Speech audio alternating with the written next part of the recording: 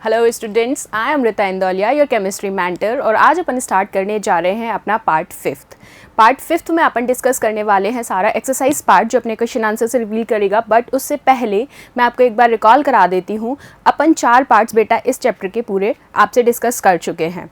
अपन ने डिस्कस किया था शेप ऑफ ऑर्बिटल्स को लेके, GIOC के बेसिक पार्ट में मैं बात कर रही हूँ आपसे सारा। आपने क्वांटम नंबर्स मेरे साथ डिस्कस किए, फिर अपन ने डिस्कस किया था पूरा की पूरा quantum functions, quantum numbers plus उनकी इलेक्ट्रॉनिक कॉन्फ़िगरेशन के बारे में मैंने आपसे सारा डिस्कस किया। अब है हमारा प्रैक्टिस पार्ट। प्रैक्टिस पार्ट में अपन कुछ क्वेश्चंस देख लेते हैं जो आपके पुराने प्रीवियस पेपर्स में भी आ चुके हैं या फिर इन टर्म्स में अभी आपका जो आने का पैटर्न में रहेगा, एक बार मैं आपके साथ डिस्कस करने जा रही हूँ। सो क्लास देखिए, फर्स्ट क्वेश्चन क्या कह रहा है हमारा, the positive ions are formed from the neutral atom. Positive ions are formed from the neutral atom by what? See, increase of nuclear charge, gain of protons, loss of electrons and the loss of protons. सबसे पहले आपको ये चीज़ पता होनी चाहिए, क्योंकि अपन discuss कर चुके हैं सारे के सारे पार्ट्स। आपको ये पता है कि जब कभी भी इलेक्ट्रॉन्स का लॉस होता है तभी आप क्या देखते हैं, maximum number of positive ion species वहाँ पर जनरेट होती हैं। तो आपको सीधे सीधे पता है कि यहाँ पर आंसर क्या होगा, सी। कैसे? अभी आपने बोला कि जैसे जैसे जितने ज़्यादा नंबर ऑफ इलेक्ट्रॉन्स उस एटम से लूज करेंगे, पॉजिटिव नंबर ऑफ आयंस क्या होंगे वहाँ पर जनरेट हो जाएंगे। बहुत ही बेसिक सा क्वेश्चन है ये, इसमें ऐसा कुछ नहीं है, थियोरेटिकल पार्ट है, बस आपको याद होना चाहिए जो अपन ने डिस्कस किया था। सी, नेक्स्ट क्वेश्चन में मैं बात करती हूँ, the electron is, electron exactly है क्या? क्या अल्फा रे पार्टिकल है, बीटा रे पार्टिकल है, हाइड्रोजन आयन है या पॉजिट्रॉन? क्या कहेंगे आप इस क्वेश्चन को देख के? आपको लग रहा होगा कि मैम इलेक्ट्रॉन तो क्या है, अल्फा रे पार्टिकल है। बिल्कुल भी नहीं। अल्फा रे स्कैटरिंग में अपन ने अल्फा पार्टिकल का बम्बार्डमेंट कराया था, लेकिन उसमें ऑलरेडी इलेक्ट्रॉन्स का कंजम्पशन था, जनरेट नहीं हुए थे। इलेक्ट्रॉन आपका क्या है यहाँ पर, बीटा रे पार्टिकल। सो आपको कंफ्यूज नहीं होना है इसमें अल्फा पार्टिकल के साथ। Next, third question, the ratio of charge and mass would be greater for. आपने हर टर्म में मेरे साथ डिस्कस किया था, जब मैंने आपसे इलेक्ट्रॉन डिस्कस किया था तब भी मैंने आपसे एक स्पेसिफिक चार्ज की बात की थी। वो स्पेसिफिक चार्ज क्या था आपको याद आ जाना चाहिए, चार्ज अपॉन मास रेशो, जिसको आप किससे डिनोट कर रहे थे, E/m रेशो से। याद आया कुछ? जब E/m रेशो से आप डिनोट कर रहे थे तो यहाँ पर किसके रिस्पेक्ट में उन्होंने पूछा है, the ratio of charge and mass would be greater for, इन चारों स्पेशीज में से कौन कौन सी species, proton, electron, neutron and alpha. आपने पढ़ा था कि जो स्पेसिफिक चार्ज किसका, इलेक्ट्रॉन से ज़्यादा किसका था, प्रोटॉन का, और प्रोटॉन से ज़्यादा किसका था, न्यूट्रॉन का। मैंने तीनों रिलेट करके भी आपको बताए थे। सो यहाँ आपका आंसर होगा neutron. Come to the next, magnitude of Ke, Ke is what, kinetic energy in an orbit is equals to what. किसका मैग्नीट्यूड पूछा है, काइनेटिक एनर्जी का। पहले अब ऑप्शन देखिए, फर्स्ट ऑप्शन आपसे कहता है half of the potential energy, second twice of the potential energy, third 1/4 of the potential energy and the D is none of these। क्या लगता है आपको? देखो, रिपीट करो, क्वेश्चन पे ध्यान दो। क्या पूछ रहा है, मैग्नीट्यूड ऑफ काइनेटिक एनर्जी किस में, एक ऑर्बिट में, इज इक्वल्स टू किसके होता है, आपको हमेशा पता है किसके होता है, just half of the potential energy. पढ़ा था अपन ने। सी, एकदम स्टेटमेंट क्वेश्चन है, कुछ भी घुमा फिरा के नहीं दिया है, स्टेटमेंट में से सीधा क्वेश्चन को पिक कर लिया है। बस आपको याद होने चाहिए स्टेटमेंट जैसे मैंने आपको बताए थे।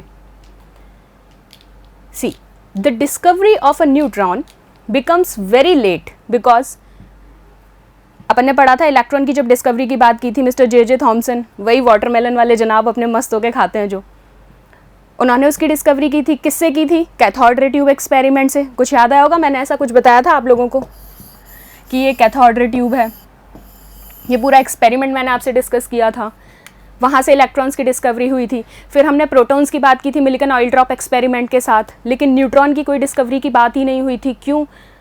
इसीलिए इसका आंसर क्या है, बिकॉज न्यूट्रॉन्स क्या है, चार्जलेस स्पेशीज हैं, कोई चार्ज ही नहीं गेन करते हैं। सो आपको सीधा सीधा आंसर है, आपको थ्योरी याद होनी चाहिए, बार बार मैं वही कह रही हूँ, the discovery of neutrons become very late. क्यों? क्योंकि न्यूट्रॉन्स कैसे होते हैं, chargeless. Next come to the question, question number 6, number of neutron in carbon 12। Carbon 12 आपको उसके साथ ही लिख के दे दिया है नंबर उसका। आपसे पूछा है कार्बन 12 में न्यूट्रॉन्स के नंबर। देखिए अब न्यूट्रॉन्स के नंबर की मैं बात करूं तो आपको पता है किसी भी एटम में जब आप काउंट करते हैं तो कौन कौन से नंबर काउंट करते हैं? Proton, number of protons plus number of neutrons, यही बात करते हैं आप, number of protons and neutrons. और आपको पता है जितने नंबर ऑफ प्रोटॉन्स होंगे उतने ही नंबर ऑफ क्या होंगे वहां पर? न्यूट्रॉन्स।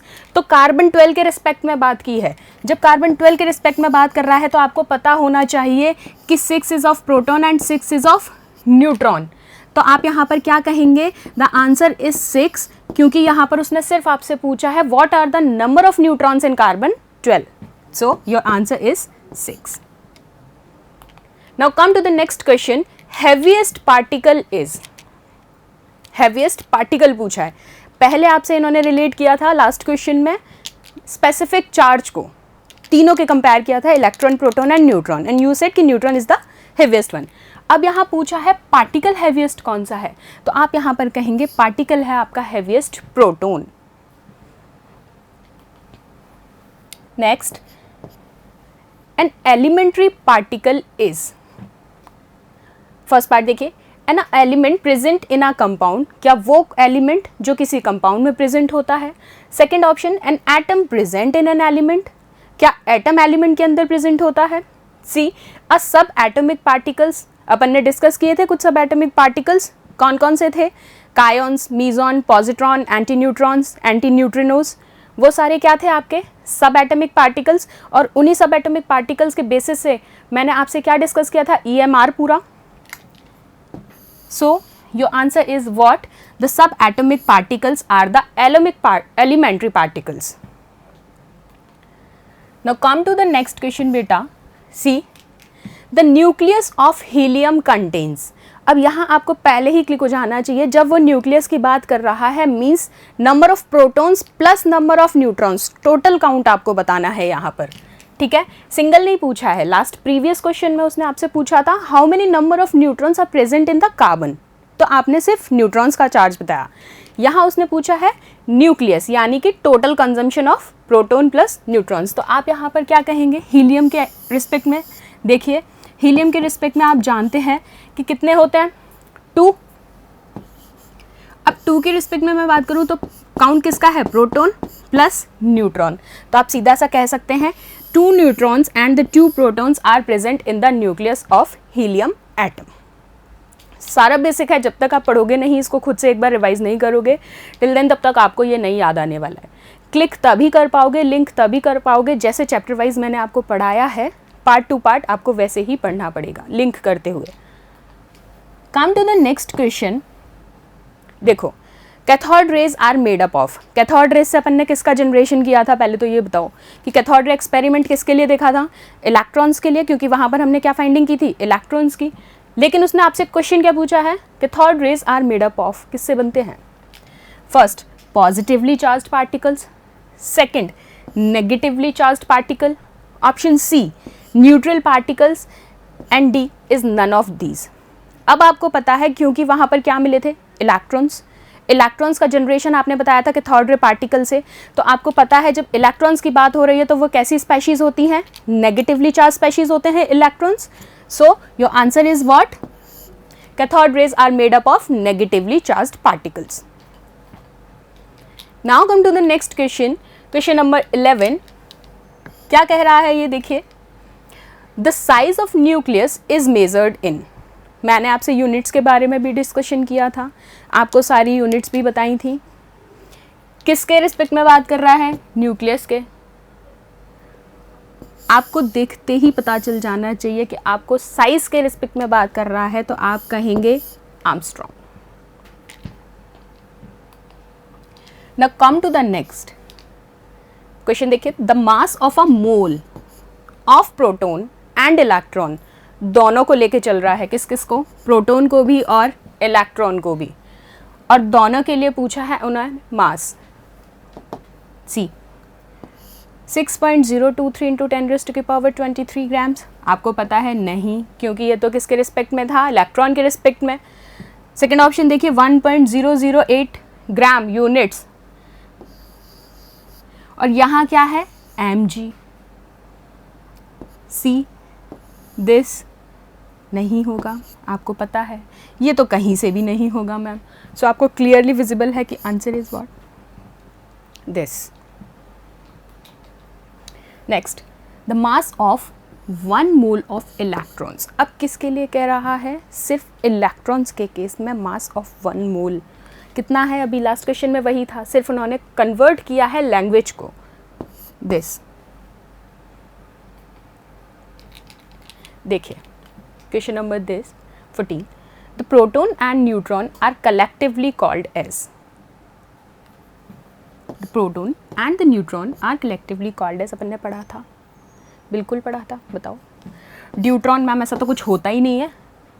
पॉजिट्रॉन तो पढ़ा था, मीजॉन, न्यूक्लियन। न्यूक्लियन तो वो है कि जिसमें क्या होती है, ज़ीरो न्यूट्रल चार्ज स्पेशीज, तो ये भी नहीं हो सकता। अब पूछा है इन दोनों के रिस्पेक्ट में, तो आप क्या कहेंगे बताइए।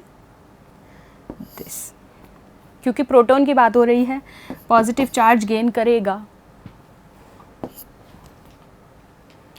Now which of the following has the same mass as that of an electron.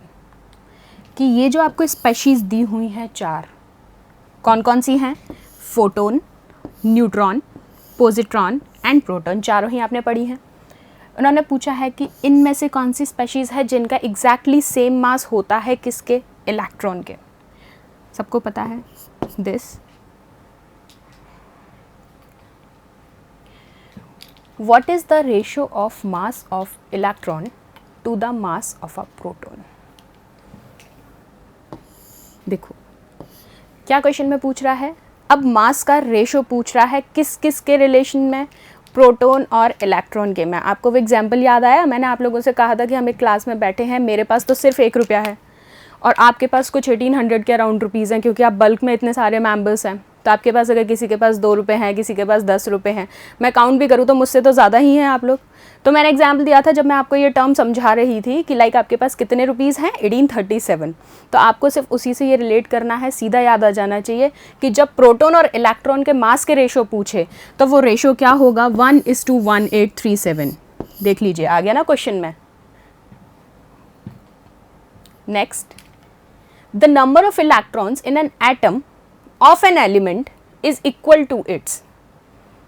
Again कितना, वो इलेक्ट्रॉन्स के नंबर किसी भी एटम में, उसके एलिमेंट में, एक एलिमेंट में बात करते हो एटम की, और एटम के अंदर या फाइंड आउट करते हो इलेक्ट्रॉन। यही सब चीज़ें चल रही हैं इतने दिनों से। अब वो पूछा है कि किसके इक्वल होता है, क्या एटॉमिक वेट के होता है, एटॉमिक वेट के तो हो ही नहीं सकता। एटॉमिक नंबर के होता है, इक्विवेलेंट वेट के होता है। वेट वाली तो सारी आइडेंटिटी काट दो। फिर इलेक्ट्रॉन एफिनिटी, ये तो अलग से टर्म आया है, ये भी नहीं हो सकता। आपको सीधा सा पता है कि किसके इक्वल होता है, एटॉमिक नंबर के, क्योंकि जब कभी भी आप नंबर ऑफ इलेक्ट्रॉन्स की बात करते हैं किसी भी एटम में, वो एग्जैक्टली क्या कहलाता है, atomic number of that element. The mass of an atom is constituted mainly by, mass बनता किससे, बार बार एक ही चीज़ मैं आपको समझा रही हूँ कि न्यूक्लियस के अंदर 2 चीज़ें ही हैं, प्रोटॉन और न्यूट्रॉन। ये इलेक्ट्रॉन्स तो बाहर घूमते हैं मस्त होके,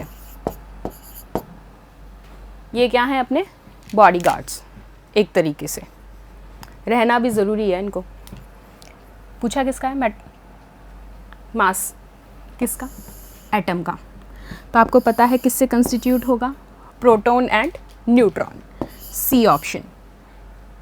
देखो पिक करना आना चाहिए। अगर आपने लैंग्वेज पढ़ी हुई है, आपको याद है, तो आप फट से क्लिक कर लोगे, और नहीं पढ़ी हुई है तो आप कंफ्यूज होगे कि ये भी हो सकता है, ये भी हो सकता है। तो मैं वही कहूँगी कि जब तक रिवाइज नहीं करोगे तब तक नहीं आएगा। नेक्स्ट पे आ जाओ। The atomic number of an element represent, पहले उसने पूछा कि वो होता क्या है। देखो लास्ट क्वेश्चन में कि मास ऑफ एन एटम, यही पूछा, हमने बताया ये एटॉमिक नंबर होता है, ये रहा। और अब इसने क्या बोल दिया, the atomic number of an element represents what. जब मास ही वही है तो क्या रिप्रेजेंट करेगा, number of neutrons and protons. लेकिन प्रेजेंट्स फर्स्ट, इसने ऑप्शन में क्या दिया है, और ये ऑप्शन पढ़ो पहले। Number of neutrons in the nucleus, question ही घुमा दिया उसने। Number of protons in the nucleus, लेकिन हमें पता है ये तो दोनों होते हैं। सो आप यहाँ पर क्या कहोगे, atomic weight of the element और वैलेंसी ऑफ एन एलिमेंट। तो आप क्या कहोगे कि एटॉमिक नंबर किस किस का कंस्टिट्यूएंट है, क्या रिप्रेजेंट करता है, नंबर ऑफ प्रोटॉन्स आप डिनोट करेंगे। क्यों, जब कभी भी आप दो एलिमेंटल स्पेशीज़ में से एक को पिक कर रहे हैं तो आपको पहली प्रायोरिटी प्रोटॉन को देके चलनी है। न्यूट्रॉन्स के केस में तो वो पूछता है क्योंकि because they are chargeless species. ठीक है, इस क्वेश्चन पे आओ। Next question, in the nucleus, देखो दे क्या रखा है, कैल्शियम। कैल्शियम के लिए पूछा है उसने,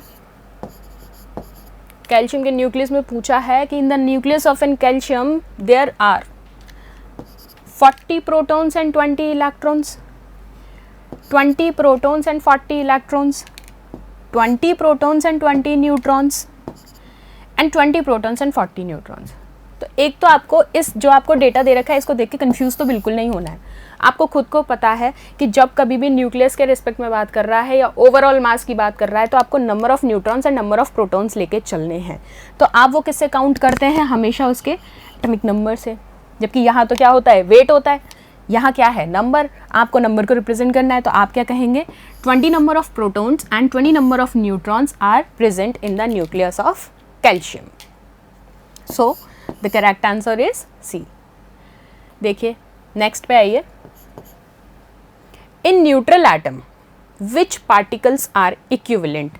पहले ही उसने आपको क्लियर किया है कौन सा एटम है, न्यूट्रल मीन्स चार्जलेस स्पेशीज है, जीरो कंटेन कर रही है। विच पार्टिकल्स आर इक्विवेलेंट, पहला देखो आप क्या दे रखा है। कई बार होता है जब आपको आंसर याद नहीं है ना तो ऑप्शंस देख के भी आपको आंसर याद आ जाते हैं। पहला ऑप्शन क्या दे रखा है, प्रोटॉन और इलेक्ट्रॉन। लेकिन ये इलेक्ट्रॉन गलत नहीं लिखा है, आप देख नहीं रहे हैं। इलेक्ट्रॉन पॉजिटिव स्पेशीज होती है क्या, नहीं होती ना। इलेक्ट्रॉन कैसी है, नेगेटिव स्पेशीज। तो ये आंसर तो वैसे ही गलत हो गया। सेकंड देखो कि इलेक्ट्रॉन नेगेटिव में भी दे रखा है, इलेक्ट्रॉन पॉजिटिव में भी दे रखा है। आपको पता है पॉजिटिव में तो एग्जिस्ट ही नहीं करता, सो ये भी गलत। थर्ड ऑप्शन देखो, इलेक्ट्रॉन ई नेगेटिव और प्रोटॉन दोनों स्पेशीज करेक्ट दे रखी हैं। D P plus and zero, ये प्रोटॉन है, ये न्यूट्रॉन है।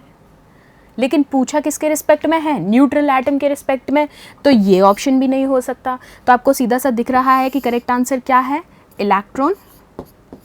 आपको क्या देखना है, इनका करेक्ट रिप्रेजेंटेशन और प्रोटॉन।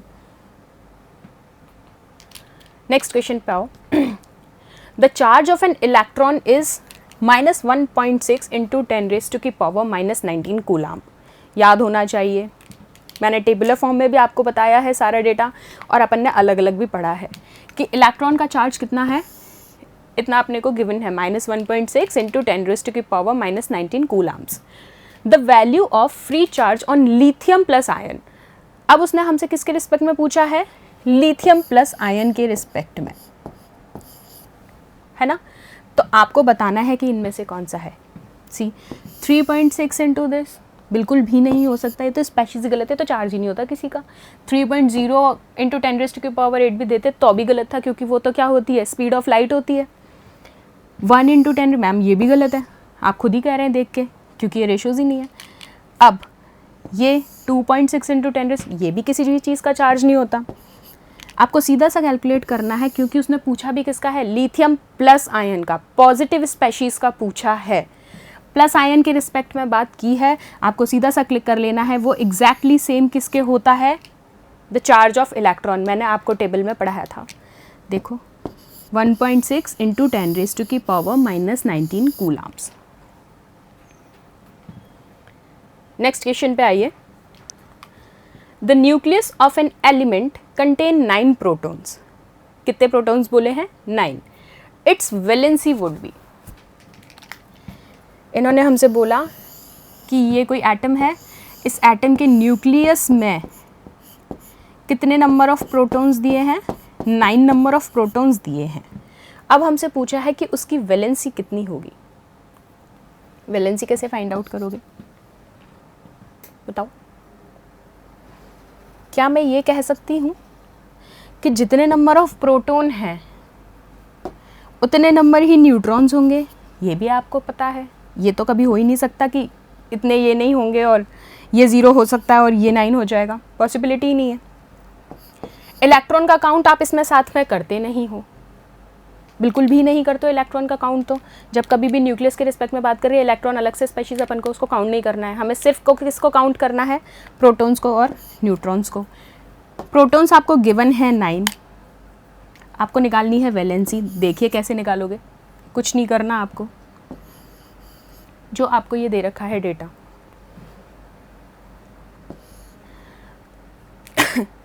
मैंने बोला आपको कि ये है प्रोटॉन, इतने ही होंगे न्यूट्रॉन। तो क्या मैं इसका रेशो अगर फाइंड आउट करूं तो क्या रेशो 1 आएगा? आएगा कि नहीं आएगा? तो आप क्या कहेंगे कि वैलेंसी क्या होगी? 1। नेक्स्ट क्वेश्चन पे आओ। 6 protons are found in the nucleus of. अब आपको पता होना चाहिए पहले तो इनका एटॉमिक नंबर, इलेक्ट्रॉनिक कॉन्फ़िगरेशन पढ़ाई थी अभी लास्ट सेशन में, अभी आपने लास्ट पार्ट उसी का किया था।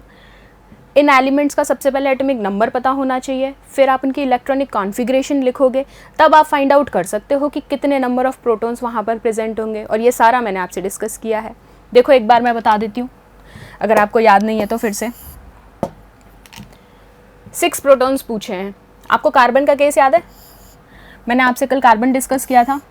कार्बन में मैंने आपको बोला था 6 एटॉमिक नंबर, कैसे काउंट कर लो। Hydrogen, helium, lithium, beryllium, boron, carbon कौन से नंबर पर आता है? 6 नंबर पे, सी। फिर मैंने आपके इसके सामने लिखी थी इलेक्ट्रॉनिक कॉन्फ़िगरेशन। कैसे लिखी थी? पहले हम s ऑर्बिटल को फिल करेंगे, फिर हम p ऑर्बिटल पे मूव करेंगे। तो आपने लिखा मैम 1s2 2s2, कितने इलेक्ट्रॉन्स हो गए? 2 + 2 4। अभी हमारे पास कितने इलेक्ट्रॉन्स और वेकेंट हैं? 2 इलेक्ट्रॉन्स और रिमेनिंग है। तो आपने मेरे से कहा था कि मैम 2p2 हो जाएगा। अब ये जो 2p2 हमने लिया था, ये कौन कौन से ऑर्बिटल में फिल हो रहे थे? क्योंकि p ऑर्बिटल में 3 शेल्स हैं, 3 शेल हैं और मैक्सिमम नंबर ऑफ इलेक्ट्रॉन्स वहाँ कितने आ सकते हैं? 6, क्योंकि ईच सब शेल कंटेनिंग 2 इलेक्ट्रॉन्स। लेकिन हमारे पास यहाँ पर इलेक्ट्रॉन्स प्रेजेंट कितने हैं? सिर्फ 2। तो आप इनकी फिलिंग कैसे करेंगे? देखिए पहले तो आप 1s को फिल कीजिए, कर दिया कंप्लीटली फिल्ड। फिर आपने 2s को फिल किया, ये भी कंप्लीटली फिल्ड। अब आप बात कर रहे हैं p के केस में। पहले एक इलेक्ट्रॉन भरेंगे किस में? px ऑर्बिटल में। फिर एक इलेक्ट्रॉन आप भरेंगे py ऑर्बिटल में। क्या z मेरा वेकेंट रहेगा? बिल्कुल रहेगा, क्योंकि मेरे पास इलेक्ट्रॉन ही नहीं बचे। 6 इलेक्ट्रॉन थे, मैंने 6 डिस्ट्रीब्यूट कर दिए। देखो अब जब s की फिलिंग की बात की, क्योंकि इसमें दोनों इलेक्ट्रॉन्स आ रहे हैं, तो मैंने आपको ये भी डिस्कस किया था कि हमेशा ऑपोजिट स्पिन्स में आपको इलेक्ट्रॉन्स की फिलिंग करनी है। सेम स्पिन में आप इलेक्ट्रॉन की फिलिंग नहीं कर सकते, और एल्स वहाँ पर मैग्नेटिक स्पिन क्वांटम नंबर 0 नहीं आ पाएगा, और हमें वो लाना है जब इलेक्ट्रॉन कंप्लीटली फिल कर रहे हो। स्पिन भी मैंने आपको बताई थी। आप अगर एरो आपका किस डायरेक्शन में है, क्लॉकवाइज या अपवर्ड डायरेक्शन में है, तो आपको याद आ जाना चाहिए +½ मैंने यूज़ किया था। और जब एंटी क्लॉकवाइज या डाउनवर्ड डायरेक्शन में था, तो आपको क्लिक होना चाहिए कि मैम वहाँ पर आपने वैल्यू -½ ली थी। ठीक है, अब ये इलेक्ट्रॉन्स की मैंने फिलिंग कर दी। क्या यहाँ पर मेरे को कार्बन को एक्साइट करने की ज़रूरत है पेयरिंग के लिए? बिल्कुल भी नहीं है, क्योंकि सिंगल एलिमेंट की मैं बात कर रही हूँ, यहाँ पर सिंगल स्पेशीज़ को लेकर चल रही हूँ, किसी अभी कंपाउंड के साथ मैंने इसको ज्वाइन नहीं किया है। ठीक है, तो यहाँ पर जब सिंगल एलिमेंटल फॉर्म में ले रहे हैं आप, तो आप इस स्पेशीज़ को एक x ऑर्बिटल में आएगा इसका इलेक्ट्रॉन, और एक y ऑर्बिटल में आएगा। तो आप यहाँ पर ओवरऑल कॉन्फ़िगरेशन इसकी कैसे लिख सकते हैं? 1s2 2s2 2p2 लिख दी। अब इन्होंने पूछा कि 6 प्रोटॉन किस में प्रेजेंट हैं। क्वेश्चन पे आइए, 6 प्रोटॉन किसके न्यूक्लियस में प्रेजेंट हैं? क्या मुझे दिख नहीं रहा कि कार्बन के रिस्पेक्ट में ही बात की मैंने अभी आपसे? क्या आपके ऑप्शन में कार्बन है? बिल्कुल है। देखिए बोरोन में हो सकते हैं, बोरोन का एटॉमिक नंबर बताओ। Hydrogen, helium, lithium, beryllium, boron 5, lithium फिर से काउंट कर लो, कार्बन 6 2। तो आपको सीधा सा यहीं से दिख रहा है कि नंबर ऑफ प्रोटॉन्स पूछा है, किसके अंदर होंगे? कार्बन के अंदर। सो आपका करेक्ट ऑप्शन होगा option number C, that is carbon. Next question पे आइए, number of neutrons in heavy hydrogen atom. अब इससे क्या मतलब है, हैवी हाइड्रोजन एटम, और पूछे क्या है, न्यूट्रॉन्स। हैवी हाइड्रोजन एटम क्या होगा, 1, क्योंकि हाइड्रोजन कैसा है, सिर्फ एक ही सिंगल एग्जिस्टेंस है, इसकी आंसर क्या होगा, 1। Now come to the next, which of the following is always a whole number. Atomic weight कभी भी नहीं हो सकता, आपको पता है, रेशियोज में भी आता है। एटॉमिक रेडियाई की मैं बात करूं, ये भी नहीं हो सकती। इक्विवेलेंट वेट भी नहीं हो सकता। सो आप कहेंगे कि सिर्फ एक ही स्पेशीज़ मुझे यहाँ दिख रही है जो हमेशा ही होल नंबर में रिप्रेजेंट करते हैं, वो क्या है, आपकी एटॉमिक नंबर। कभी फ्रैक्शनल यूज़ कर सकते हो क्या इसको, नहीं कर सकते। नेक्स्ट क्वेश्चन पे आइए बेटा। क्वेश्चन नंबर 27 में हम लोग क्या कह रहे हैं कि Rutherford experiment on scattering of particles showed for the first time that the atom has what. आपको पता है कि रदरफोर्ड के एक्सपेरिमेंट में भी हमने किस चीज़ की फाइंडिंग की थी, इलेक्ट्रॉन्स की। तो आपको सीधा सा आंसर यहाँ पर दिख रहा है कि आंसर क्या होगा आपका, इलेक्ट्रॉन्स। ठीक है, आपको पिक करना चाहिए आंसर को कि किस तरीके से क्वेश्चन में पूछा है, बस आपको वो पिक करना आना चाहिए। तो देखिए क्वेश्चन में यही कहा है, रदरफोर्ड के एक्सपेरिमेंट में जब स्कैटरिंग कराई थी हमने पार्टिकल्स की पहली बार, तो हमें क्या पता चला था कि एटम के अंदर क्या पाए जाते हैं, इलेक्ट्रॉन्स। ठीक है, come to the next question बेटा। Question number 28, Rutherford's scattering experiment is related to the size of. अब यहाँ पर किसकी बात की है कि एक्सपेरिमेंट में जब हमने डिस्कस किया तो वहाँ पर साइज किसका निकाला गया था, किससे साइज को रिलेट किया गया था, ये आपको याद रखना है। न्यूक्लियस के साइज की उसने बात की थी, एटम का नहीं, इलेक्ट्रॉन का नहीं, न्यूट्रॉन का नहीं। इलेक्ट्रॉन तो फाइंडिंग हुई थी इलेक्ट्रॉन की तो, लेकिन साइज के रिस्पेक्ट में बात की थी, तो वहाँ पर आपको टर्म रिलेट करनी है क्या, nucleus. Next, Rutherford alpha particle scattering experiment eventually led to the conclusion. इन्होंने क्या कहा, स्टेटमेंट्स पढ़िए। Mass and energy are related. क्या रदरफोर्ड के एक्सपेरिमेंट में मास और एनर्जी मैंने कहीं भी रिलेट की थी, no. Electrons occupy space around the nucleus. Neutrons are buried deep in the nucleus, no. The point of impact with matter can be, ये तो बिल्कुल ही गलत दिख रहा है। सो आपको पता है आंसर क्या हो जाएगा, electrons occupy space around the nucleus. या आपको सबको पता है कि न्यूक्लियस से जैसे ही ये अपना न्यूक्लियस है, इसके बाद ये जो सारा एरिया है ये किनका है, इलेक्ट्रॉन्स भाई साहब का। इनको छोड़ना ही नहीं है अपना स्पेस। नेक्स्ट क्वेश्चन पे आओ बेटा, पढ़िए। When alpha particles are sent through a thin metal foil, most of them go straight. कौन सा एक्सपेरिमेंट दिख रहा है, ये अभी डिस्कस किया था, रदरफोर्ड दिख रहा है क्या मुझे, स्कैटरिंग वाला लैंग्वेज फॉर्म में। When alpha particles are sent through a thin metal foil, most of them go straight through the foil because, अब स्टेटमेंट्स पढ़ते हैं। Because alpha particles are much heavier than the electrons. Alpha particles are positively charged. Most part of the atom is empty space. ये तो बिल्कुल नहीं हो सकता। Alpha particles move with high velocity. ये बात सही लग रही है मुझे थोड़ी, कि हमने अल्फा पार्टिकल्स का बोmbardment कराया ही क्यों था, क्योंकि ये क्या करते हैं, हाई वेलोसिटी के साथ मूव करते हैं, हैवियर एलिमेंट्स होते हैं। सो इसका करेक्ट आंसर आप क्या कहेंगे कि अल्फा पार्टिकल्स इलेक्ट्रॉन से ज़्यादा हैवियर एलिमेंट्स होते हैं, इसलिए हम उस बोmbardment में हम बार बार आपसे एक ही चीज़ कहते हैं कि मैंने अल्फा पार्टिकल्स की स्कैटरिंग कराई, उनका बोmbardment कराया था एक थिन मेटल फॉइल के ऊपर।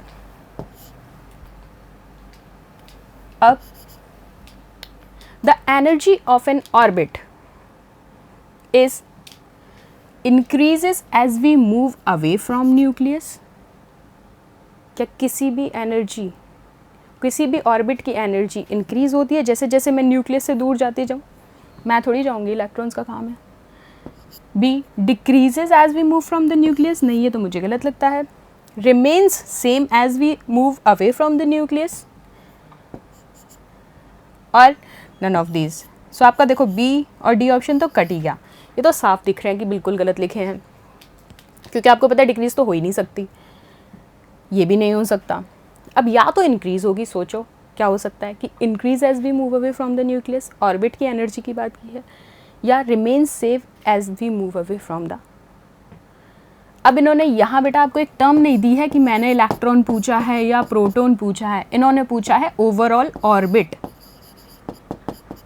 उस ऑर्बिट पे क्या फ़र्क पड़ेगा? कोई भी फ़र्क नहीं पड़ेगा, तो वो क्या रहेगी? Remain same. अगर ये पूछता इलेक्ट्रॉन के रिस्पेक्ट में तो आप कहते कि वहाँ पर क्या होगी? इंक्रीज होगी।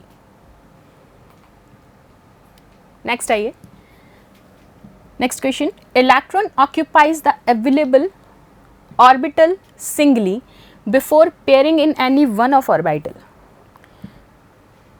कुछ दिख रहा है आपको यहाँ पर? ये पढ़ा हुआ लग रहा है? कल वाले पार्ट में ही मैंने आपको ये बताया है। हुंड्स रूल करके एक रूल पढ़ाया था मैंने, आपको याद हो तो। हुंड्स रूल में मैंने आपसे क्या कहा था? जब कभी भी इलेक्ट्रॉन की फिलिंग करोगे तो इलेक्ट्रॉन कैसे फिल करोगे? सबसे पहले सिंगल इलेक्ट्रॉन फिल करोगे ऑर्बिटल में, उसके बाद पेयरिंग करोगे। तो यही पूछा है आपसे। क्या लिखा है? Electron occupies the available orbital singly before pairing in any one orbital occurs. क्या कहते हैं उसको आप? Hund's rule. कल ही पढ़ाया था। Next, when an electron revolves in an stationery orbit. जब कोई इलेक्ट्रॉन कहाँ रिवॉल्व कर रहा है? एक स्टेशनरी ऑर्बिट में, जिसके अंदर कोई खास मूवमेंट है ही नहीं। It absorbs energy. एनर्जी कैसे अब्जॉर्व करेगा? क्योंकि बात किसके रिस्पेक्ट में हो रही है? Stationery orbit.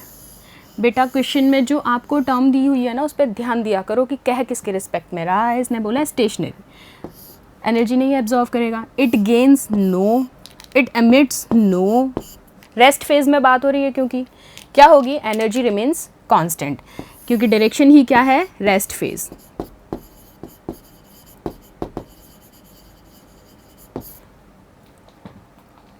Now come to the next.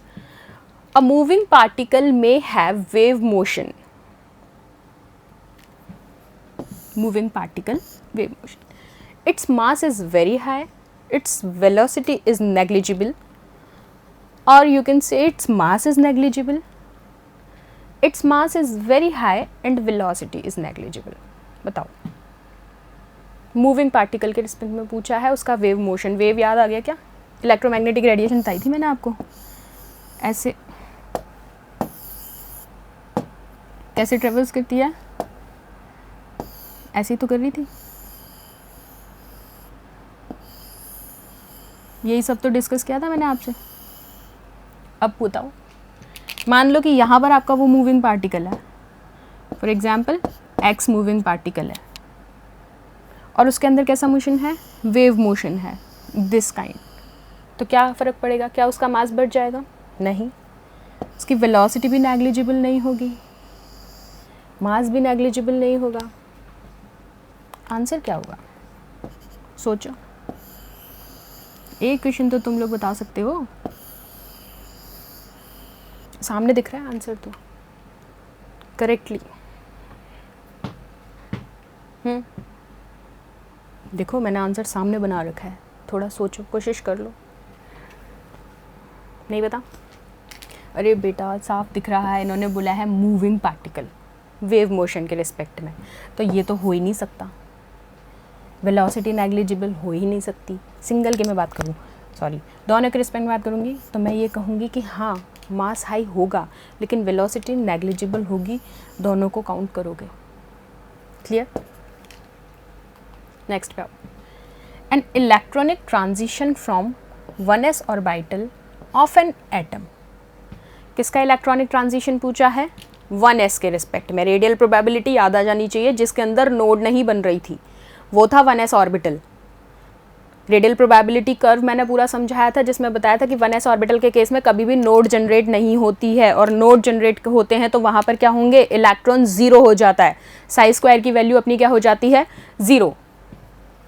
सो देखो, an electronic transition from 1s orbital of an atom causes absorption of energy, release of energy, both release और absorption of energy और unpredictable। ये तो गलत है, unpredictable तो है ही नहीं। both release और absorption of energy ये भी नहीं होगा। ये भी नहीं होगा, क्योंकि बोल रहा है इलेक्ट्रॉन का ट्रांजिशन हो रहा है, मीन्स इलेक्ट्रॉन एक्साइट कर रहा है नेक्स्ट लेवल पे, तो वहाँ पर ऑब्वियस सी बात है क्या होगा, इलेक्ट्रॉन लूज करेगा, और इलेक्ट्रॉन लूज कर रहा है तो क्या होगा, रिलीज ऑफ एनर्जी। नेक्स्ट पे आओ। In Balmer series of hydrogen, hydrogen का स्पेक्ट्रा पढ़ा था अपन ने पूरा, उसमें मैंने आपसे 5 सीरीज की बात की थी। कौन कौन सी 5 सीरीज थी? लाइमन, बाल्मर,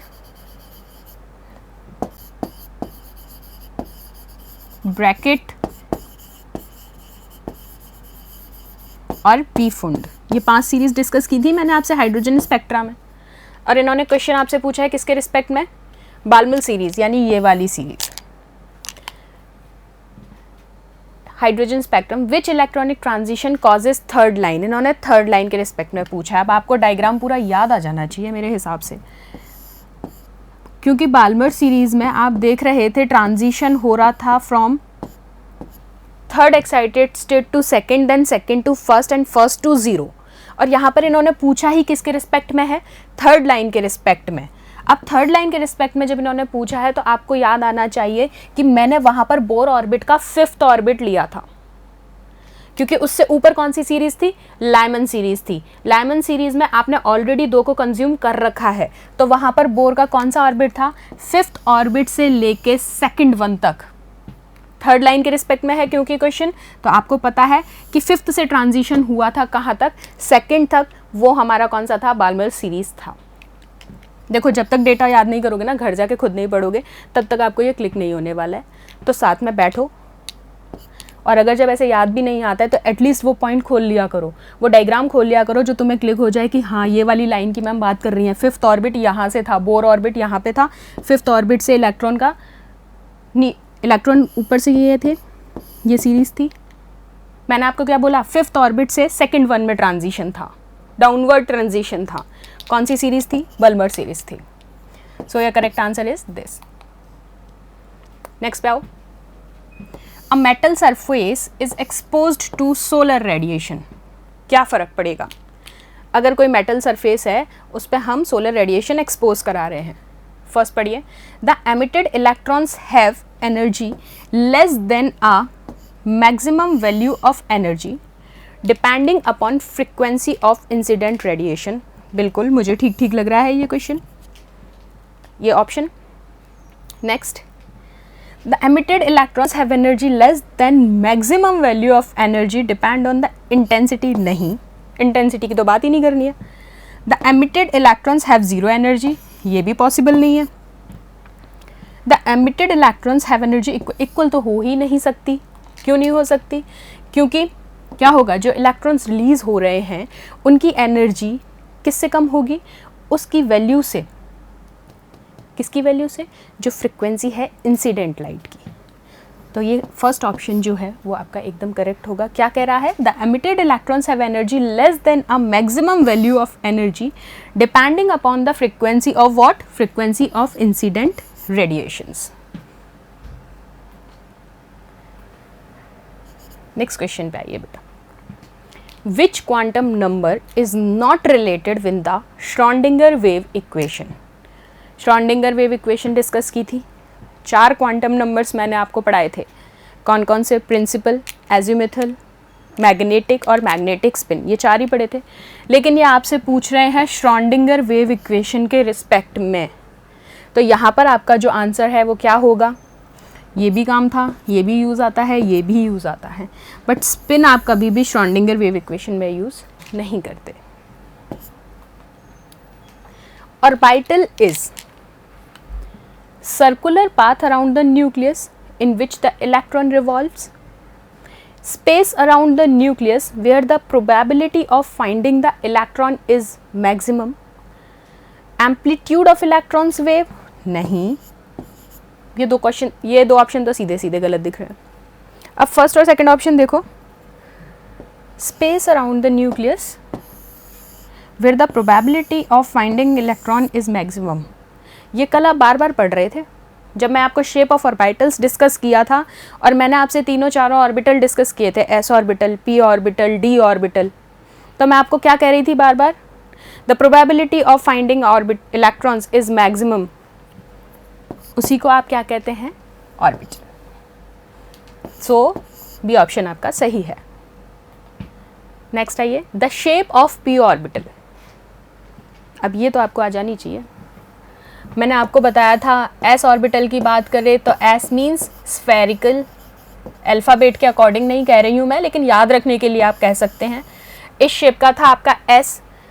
पी आपका कैसा था, डम्बल शेप का था या नहीं। डी आपका कैसा था, डबल डम्बल। लेकिन यहाँ उन्होंने क्वेश्चन में क्या पूछा है, पी ऑर्बिटल का shape, so the answer is dumbbell shape. Next, for azimuthal quantum number L is equals to 3, the maximum number of electrons will be। बताओ, azimuthal quantum number याद आया, पहला था प्रिंसिपल n वाला, L वाला था azimuthal quantum number। अब क्योंकि L की वैल्यू यहाँ पर क्या दी हुई है, 3, तो मैक्सिमम नंबर ऑफ इलेक्ट्रॉन्स पूछे हैं उन्होंने, उसके रिस्पेक्ट में क्या होंगे, निकाल लो, कैलकुलेट कर लेना, सिखाया था आपको, सब सारी चीज़ें आपको आनी चाहिए, एक बार ट्राई करना। ओके क्लास, देखो अभी हमने जो है, जो आपका GIOC था, जो बेसिक था, जो मेरे को एक बार थोड़ा सा आपकी जनरल इनऑर्गेनिक स्टार्ट करने से पहले आपको बेसिक टर्मिनोलॉजी सारी बतानी थी। तो क्योंकि GIOC में कुछ फिजिकल की भी मिक्सिंग्स थी मेरी, क्या गया थी, जैसे वो अपन ने रेडिएशन वाला पार्ट पढ़ा था, क्वांटम नंबर्स आपके यहाँ भी यूज़ आते हैं क्योंकि इलेक्ट्रॉन्स के लिए आपको पढ़ना पड़ता है और वहाँ भी यूज़ आते हैं, ठीक है। तो वो चीज़ें भी अपन ने डिस्कस की सारी। अब आफ्टर दिस मैं आपसे स्टार्ट करूँगी पीरियोडिसिटी, ठीक है। पीरियोडिसिटी पढ़ाने होंगी मैं, लेकिन आप ये सारी चीज़ें, इलेक्ट्रॉनिक कॉन्फ़िगरेशन, ऑर्बिटल्स की शेप, ये सारा आपको दिमाग में होना चाहिए, ठीक है। तो हम नेक्स्ट सेशन में स्टार्ट करेंगे आपके साथ पीरियोडिसिटी। सो थैंक यू बच्चा लोग।